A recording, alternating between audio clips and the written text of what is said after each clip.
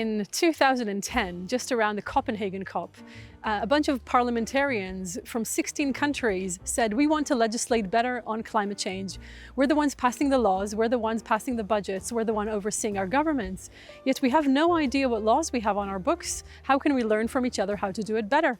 And they commissioned the London School of Economics to write a small book on that, on climate laws in 16 countries. I joined the project a year later, and a year later I was running the project, and we grew it to be a global database of climate laws and policies. But that's too slow.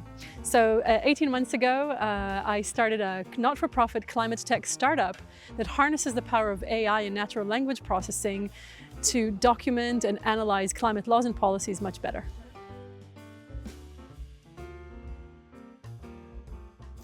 So we need to remember that ocean innovation is either enabled or blocked by policy. Policy enables innovation by allowing money to flow into new technologies, by allowing new standards to evolve and new processes and practices.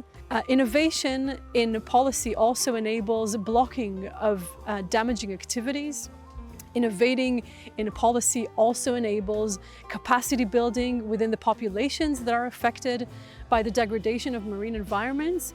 And data underpins this. How can we know where we're going, and how can we know where to put the money and where to put the efforts if we don't know what's already being done, if we don't know how to measure where the impacts are, if we're not able to provide investors with a clear understanding of the risks and the opportunities that they face when innovating, and when they're moving money from one sector to another, and when they're moving money from polluting activities to non-polluting activities.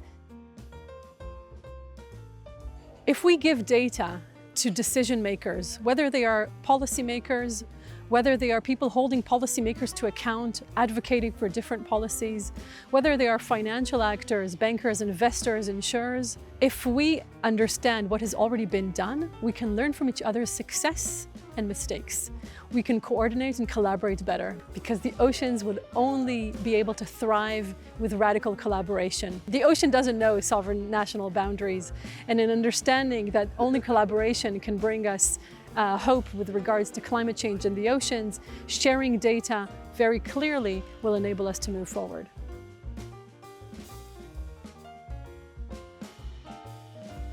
The technology is here, and the money is here. We have a great opportunity when the ocean agenda starts coming into the climate agenda to harness those two big stories. Oceans make such a huge part of the climate agenda, and the climate agenda has already been anchored in people's minds as something that is worthy of treating seriously. Let's bring oceans into that story. I think we've started doing that today in a much deeper way than we have before.